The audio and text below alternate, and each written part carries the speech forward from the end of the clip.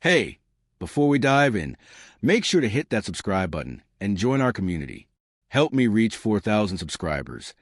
Drop a like and share your thoughts in the comments. I read every single one, and it means the world. I never imagined I'd be sitting here on my bed, phone in hand, staring at a message I just sent, wondering if this was the end of everything. My name is Emily. I'm 27, and I've been with Jake for 2 years. On paper, our relationship was flawless. He's kind, reliable, funny, and he makes me feel like I'm the only person that matters. Everyone around us calls us the perfect couple, the kind that makes people roll their eyes in envy, wishing they had what we did. But life, I've learned, doesn't always follow the plan. It started a few months ago when I met Liam. He's spontaneous, charming, the kind of person who makes the world feel brighter just by existing. We met at a friend's party.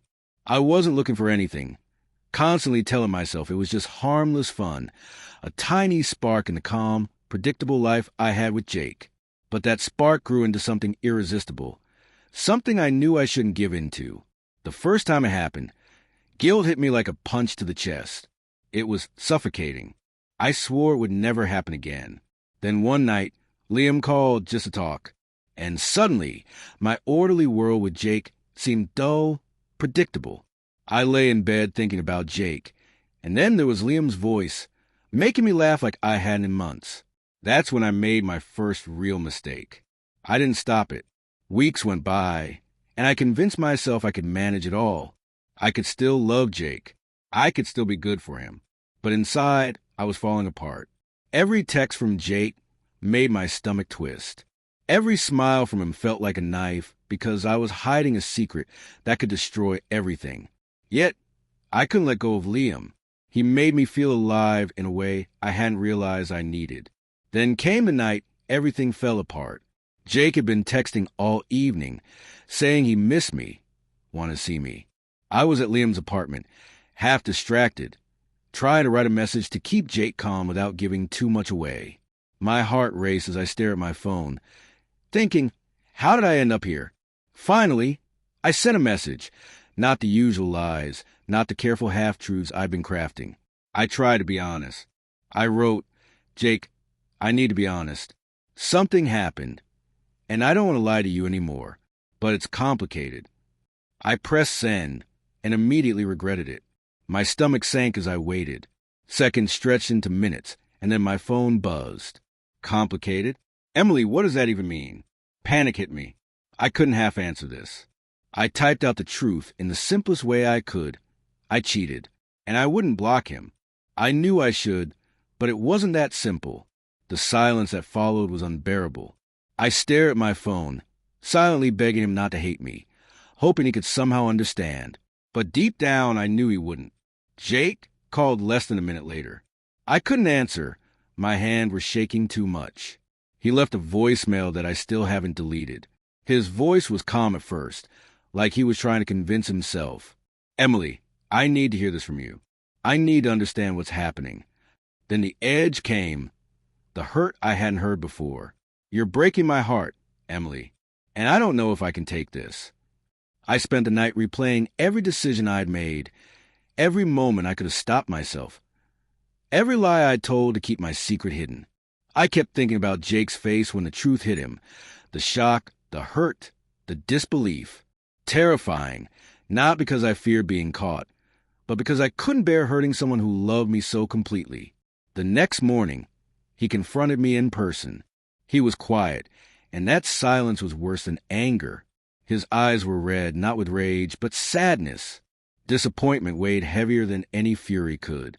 Emily, he said, and it felt like a punch. I trusted you.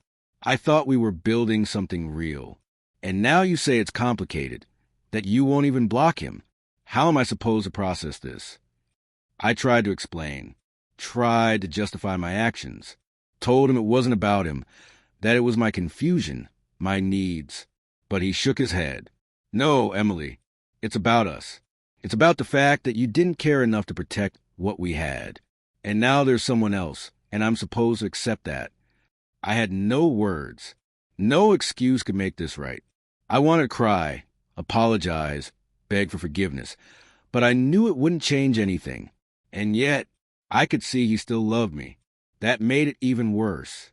Over the next few days, we tried talking.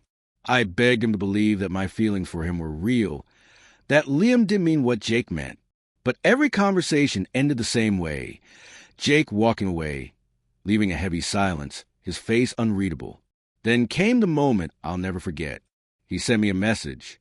Simple, brutal, final. I need space. I can't do this. I can't be in a relationship with someone who won't protect it. No yelling, no dramatic scene, just the calm, irrevocable words that shattered my world. I want to call, to explain my confusion, to tell him I hadn't meant to hurt him, but I couldn't. Every thought of Liam now felt empty. He wasn't a spark anymore. He was a reminder of everything I had destroyed. And in that realization, I felt something I hadn't expected. Fear. Fear not of being alone, but the damage I caused someone I truly loved. Fear of the emptiness from breaking a trust that was never mine to break. Fear that I'd never forgive myself and that Jake's patient, loyal, unconditional love might never return. By the end of that week, I learned something hard. Love isn't just feelings. It's commitment. It's protection. It's respect. And if you can't honor those basics, no matter how complicated it seems, it's not love. It's chaos. I don't know if Jake will come back. I don't know if Liam is worth what I've destroyed. But I do know this. The careless, selfish, reckless version of me is gone. And whatever happens next, I have to live with this lesson for the rest of my life. Some mistakes aren't just about losing someone. They're about losing yourself.